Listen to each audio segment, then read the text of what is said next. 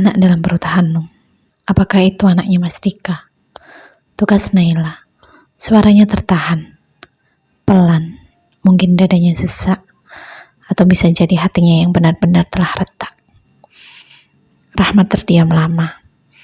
Ia menatap teman kecilnya. Lalu memalingkan wajah ke sisi lain.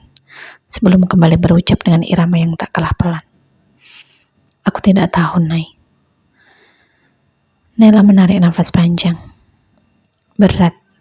Iya, semuanya memang terasa sangat menyesakkan. Benar bila dikata, terkadang orang yang disayang adalah yang berpeluang paling menyakiti.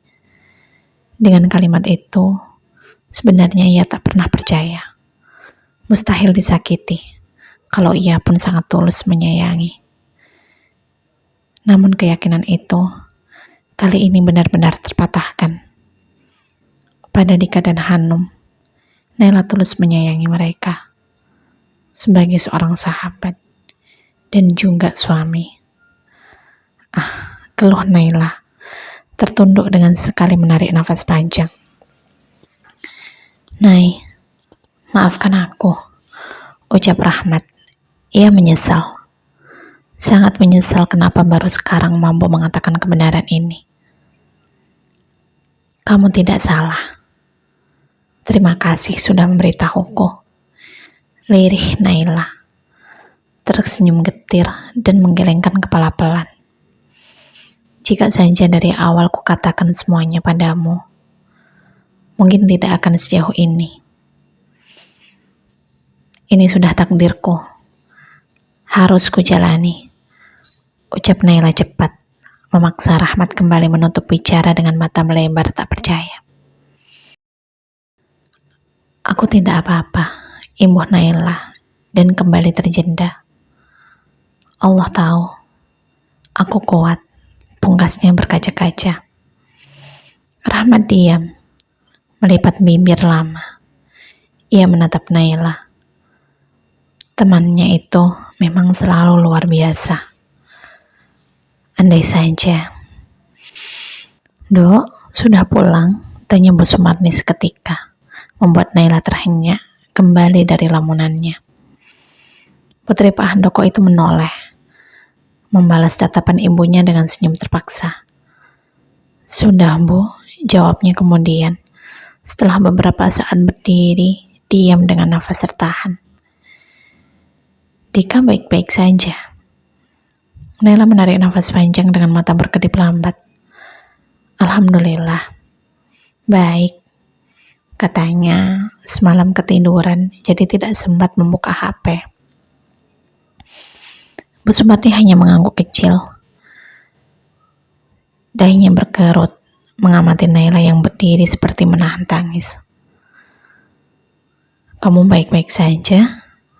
Tanyanya kemudian. Seketika membuat Naila tersentak dengan mulut sedikit terbuka. Aku? Ucapnya bingung. Sebelum akhirnya menarik nafas panjang. Aku lapar. Ibu masak apa? Imbuh Naila dengan bibir mengerucut dan kepala yang sedikit miring ke kanan. Bu Sumarni terkekeh, lantas berdiri dan berjalan menghampiri putrinya. Ibu masak sayur lodeh sama goreng ayam. Ayo, sarapan dulu. Ibu dan Sinta sudah makan tadi. Ibu kira kamu akan lama di sana. Setidaknya sarapan bersama suamimu dulu, ucap Bu Sumarni, melirik putrinya di antara derap langkah kaki. Naila menoleh, tak menyahut, hanya seolah senyum tipis dan membuat Bu Sumarni yakin putrinya tidak sedang baik-baik saja.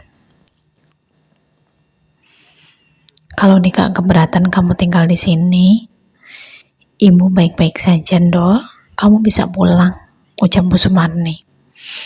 Naila menggeleng. Tidak kok, Bu. Mas Dika mengizinkan. Baiklah, yang penting Dika ikhlas. Dia kan suamimu. Jadi, apapun yang kamu lakukan harus atas izinnya. Imbuh Bu Sumarni, memaksa Naila mengangguk dengan senyum getir.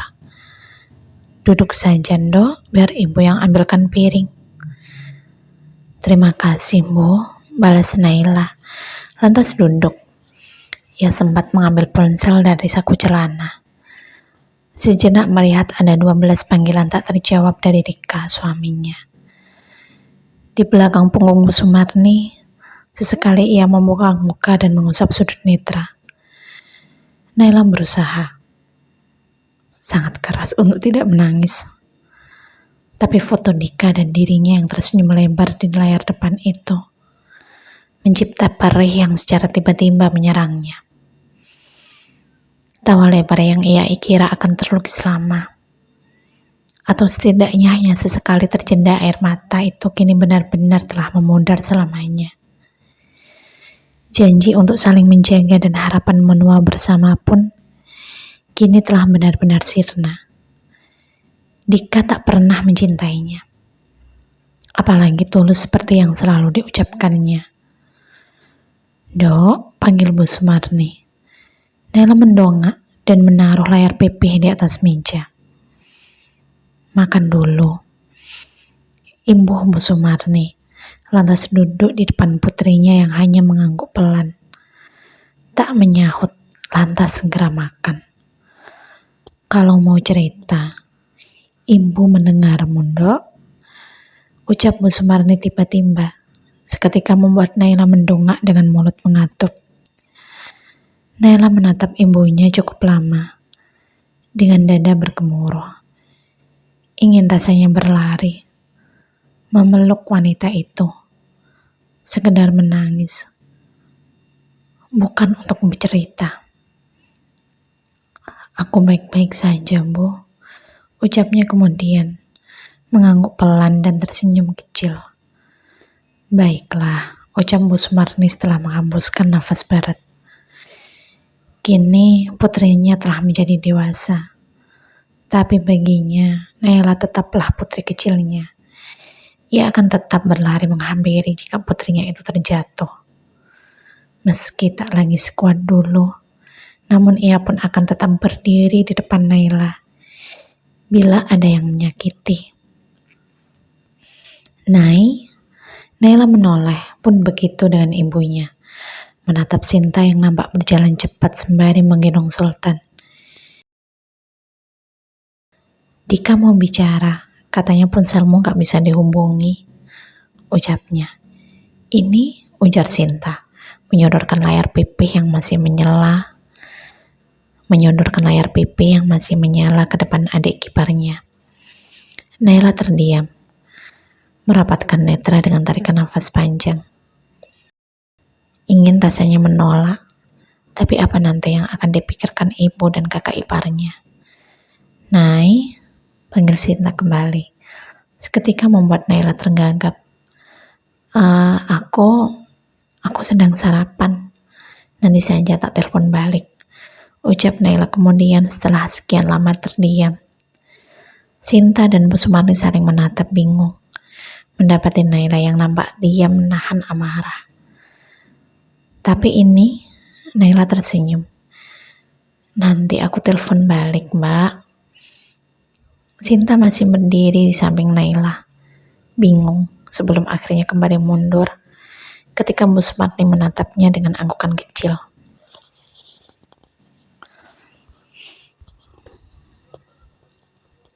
Malam bukan hanya tentang hening dan sepi, ataupun tentang seseorang yang terlelap dengan sakit yang paling nyeri. Lebih dari itu, ada saat di mana hati ingin benar-benar sendiri. Ada luka yang ingin dipeluk seorang diri. Setelah menjalankan kewajiban 4 rakaat, Naila bergegas berbaring. Ia sangat lelah. Lelah menghadapi dunia yang begitu kejam menghukumnya. Kenyataan itu sangat menyesakkan. Lebih dari yang pantas ia terima. Di sujud terakhirnya, ia tumpahkan segala lara, menghamba kekuatan lebih, dan lebih dari yang sekarang dimilikinya. Allah tak akan pernah memberikan cobaan, lebih dari batas kekuatan hambanya. Tapi saat ini ia sangat ragu, jika batas itu masih sanggup ia menggapainya. Dok, Makan dulu, ajak Bu Sumarni dari balik pintu. Naila menghembuskan nafas berat. Aku belum lapar, Bu. Suamimu datang, Dok, ucap ibunya kembali, membuat Naila tersentak dengan urat wajah yang seketika menegang. Mas Dika, tukas Naila, seraya bangkit berjalan cepat membuka pintu. Iya, Dika ada di sini. Baru saja tiba. Bajunya sedikit basah, kehujanan. Cepat temuin dia, kasihan. Dengan dengusan pelan, Naila merapatkan kedua netra. Baik, Bu, sahutnya gamang melangkah ranggu. Dari kejauhan, Naila menatap lelaki bertumbuh tegap itu. Duduk risau dan sesekali mengusap wajah lesu. Bajunya sedikit basah dengan celana yang dilipat sampai bawah lutut. Biasanya, di saat seperti itu Naila akan segera menghampiri Dika dengan handuk kering tersambar di lengan. Memintanya segera ganti baju yang telah disiapkan sebelumnya. Namun kali ini, ia akan melakukan hal serupa. Dok, mau kemana? Tanya Bu Sumarni. Dahinya berkerut, heran melihat Naila berbaring, melangkah tergesa. Ambil handuk, Bu, sahut putrinya. Sejenak menoleh sebelum akhirnya kembali melangkah cepat.